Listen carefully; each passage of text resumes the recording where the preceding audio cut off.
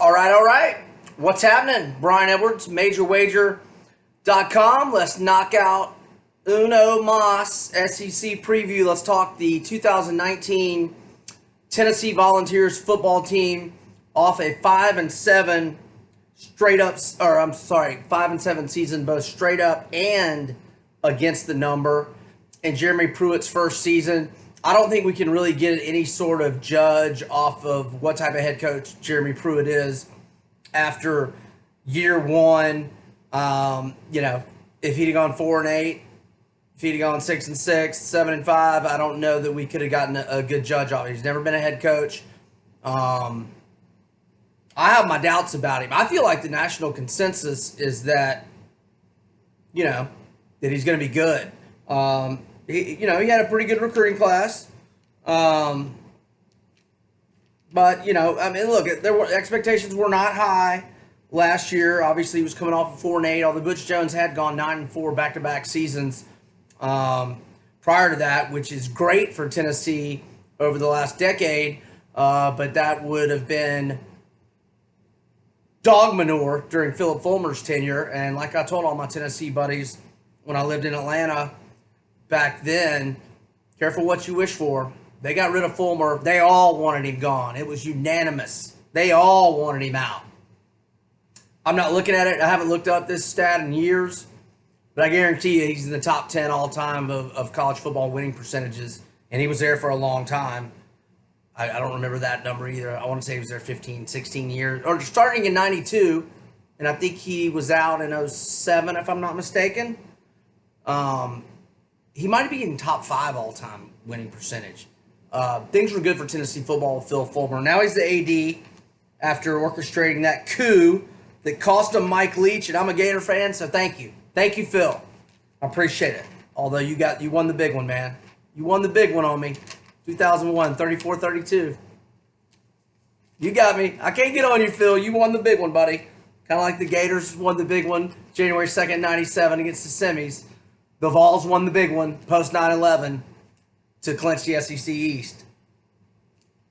Who beat them the next week? It wasn't Rohan. It was LSU. It wasn't Rohan Davey. He got hurt. Was it Matt Flynn? Was it Matt Flynn? I can't remember. Anyway, we're talking Tennessee Volunteers. I got off on a tangent here. Okay, 10 starters back on offense, 6 on defense, but really 5 because they lost nickelbacker Balaam Buchanan today. A narrowing of his spine out indefinitely, sounds like a red shirt and done for the season. That's costly. He's their 3rd leading returning tackler. He wasn't their 3rd leading tackler last year, but returning-wise. He had 49 tackles, 3 TFLs, tackles for loss, 4 passes broken up.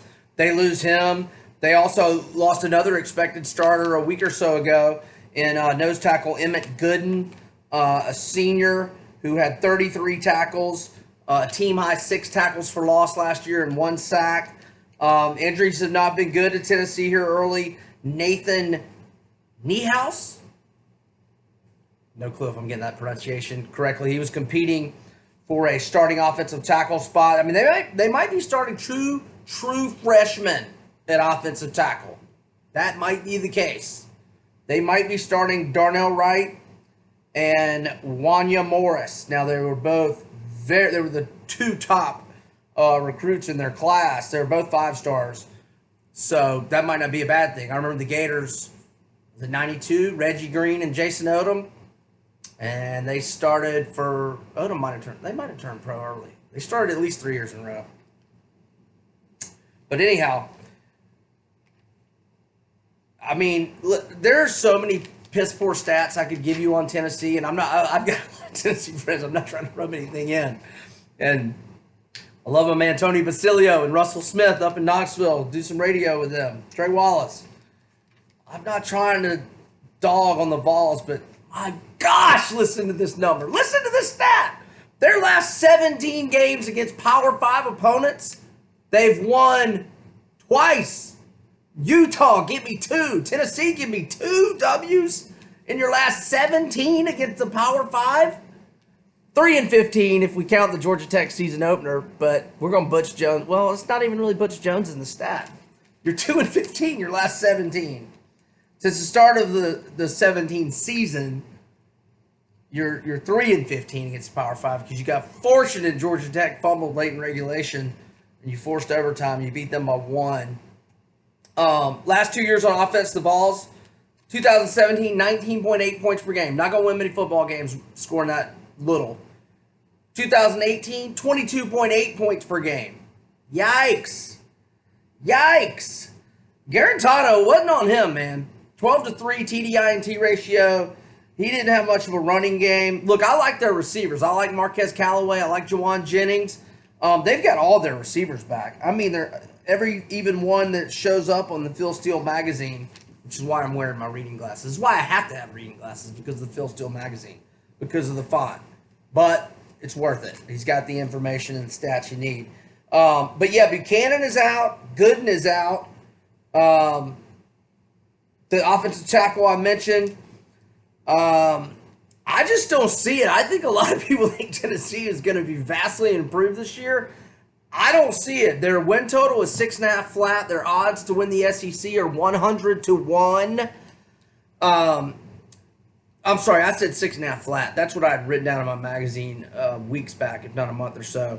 At 5 dimes, the price on the over is -140.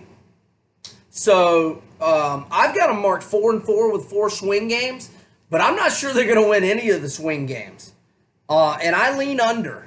I've been, I was talking to my cohort at MajorWager today, Christopher Smith. I told him I really don't like any SEC win totals this year. I gave you that I leaned to Vandy at 5 a few weeks back. And I definitely lean under on the Vols. So I'm giving them W's against Georgia State. I shouldn't be just giving them a W against BYU week 2 at home. Games of the year at sportsbook.ag.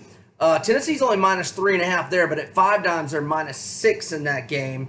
And I've given them a W, obviously, against Chattanooga at home. So they got a chance to, or they should go, well, if they beat BYU, they should go to Gainesville 3-0 at Florida. Now, the games of the year, they're a 16.5-point dog at Florida. They're a 17.5-point dog hosting Georgia. They're a 28.5-point underdog at Alabama. They're pick 'em at home against South Carolina the week after they play Bama.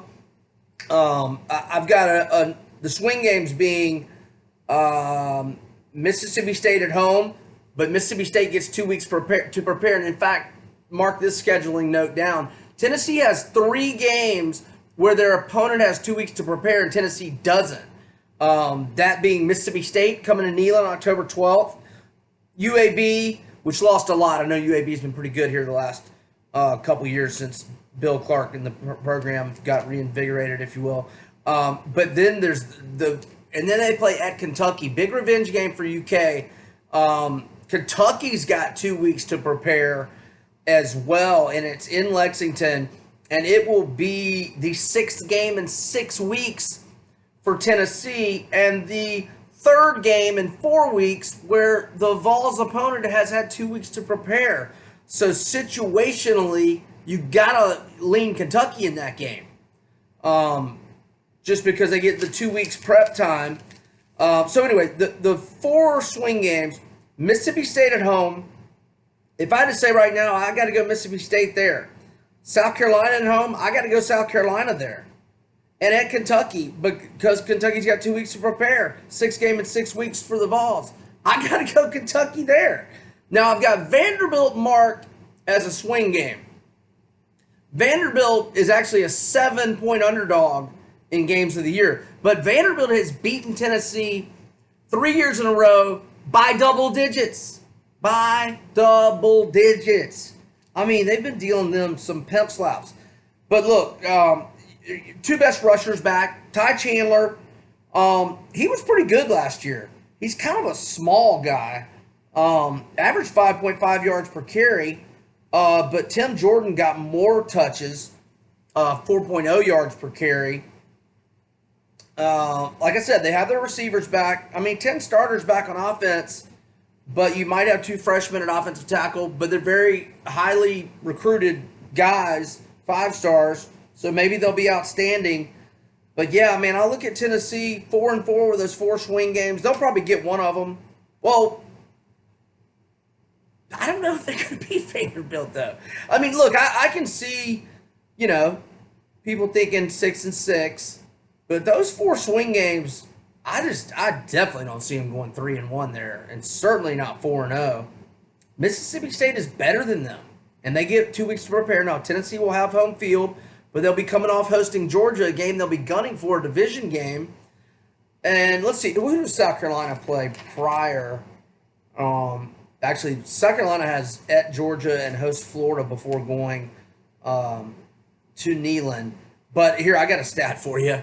Will Muschamp, 7-0 against Tennessee. 7-0. Ouch. He's had a few lean teams during that 7-game winning streak as well. So, you know, look, 18 Letterman lost. I gave you the win total. I don't see it being a big year. You know, if they go 6-6 and get to a bowl game, I mean, look, that just doesn't do it for Tennessee fans. Tennessee fans are in purgatory. They're in absolute hell right now, and I'm not rubbing it in. I feel for them. But they wanted to get rid of Fulmer. They did, and this is their plight. If Tennessee goes bowling, they should, you know, they'll be fortunate. I mean, their ceiling. They're ceiling 7-5 to me. They do get 2 weeks to prepare for Missouri. I'll give them that. And Missouri's coming off at Georgia and hosting Florida, which is the exact same scenario for South Carolina leading into the Tennessee game. But I just don't see them stealing one. I mean, look, double-digit dogs at Florida, hosting Georgia, at Bama, at Missouri. There's no games that you're line on that. And, I mean, are they going to win at Kentucky? I don't know. Kentucky and Mississippi State get 2 weeks to prep. I think 7-5 is about Tennessee's ceiling. We'll see. Brian Edwards, MajorWager.com. Over and out.